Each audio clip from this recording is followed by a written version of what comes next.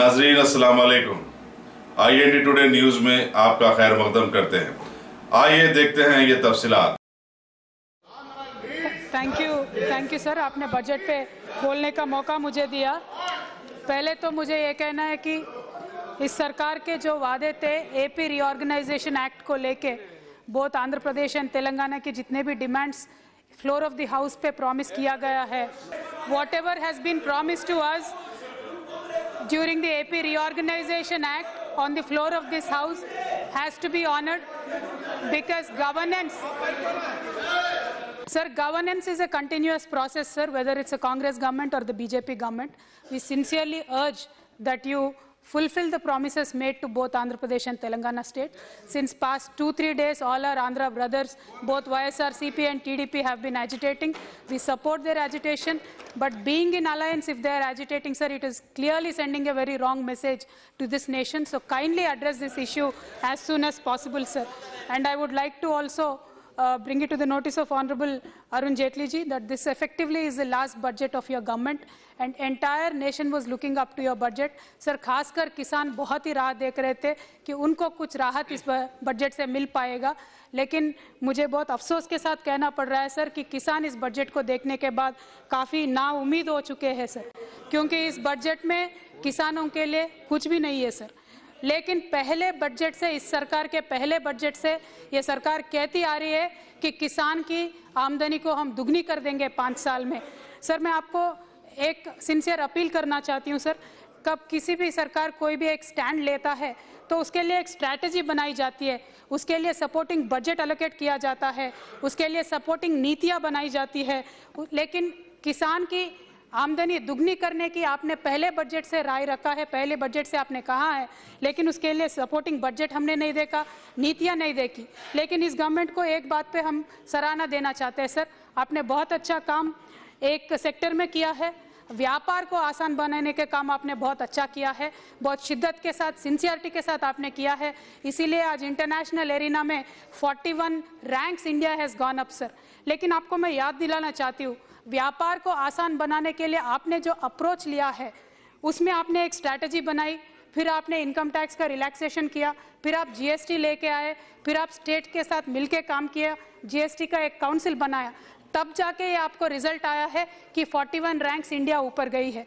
लेकिन सर, मैं आपको रिक्वेस्ट करके पूछना चाहती हूँ कि कृषि के मामले में आपका अप्रोच ऐसा क्यों नहीं है?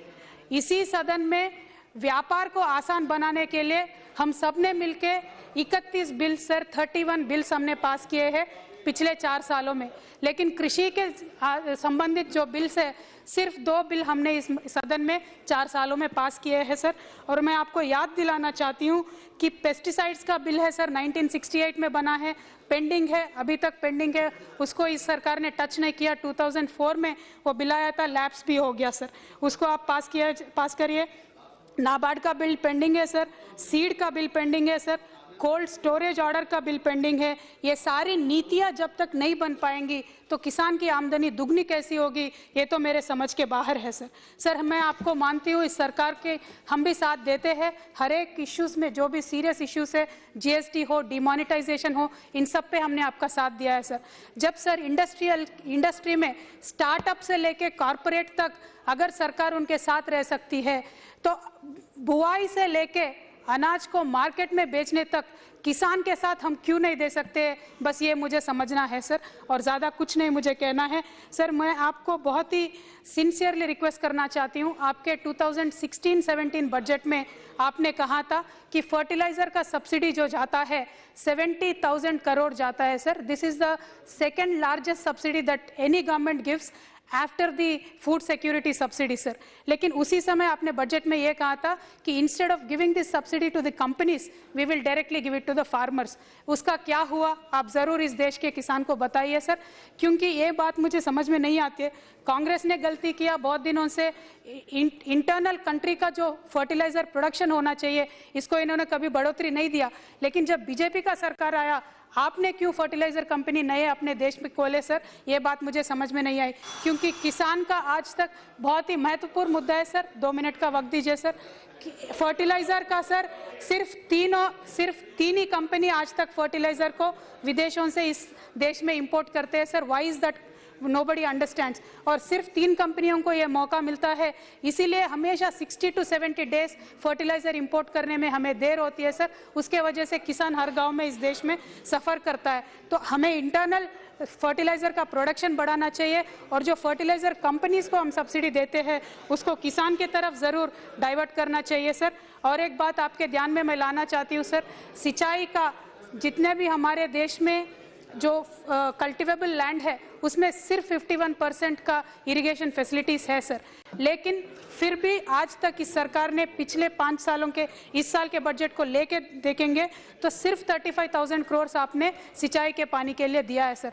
अगर किसान की आमदनी को दुगनी करनी है तो उसको सिंचाई का तो हमें प्रावधान देना पड़ेगा सर। हमारा राज्य जैसा है, कालेश्वरम करके एक बहुत बड़ा प्रोजेक्ट हम बना रहे हैं सर। नेशनल प्रोजेक्ट के लिए भी हमने काफ़ी बार आपसे रिक्वेस्ट किया है। अगर central government directly project implement नहीं कर सकती है सर तो स्टेट गवर्नमेंट का साथ तो आपको ज़रूर देना पड़ेगा सर। और एक बात मुझे काइंडली आपको याद दिलाना है सर, हमारे प्रधानमंत्री जी हमेशा बोलते हैं 1 बूंद पानी से ज़्यादा कल्टीवेशन करना है, यानी माइक्रो इरिगेशन को सपोर्ट करना है। लेकिन इस केंद्र सरकार सिर्फ 35% माइक्रो इरिगेशन पे सब्सिडी देती है सर।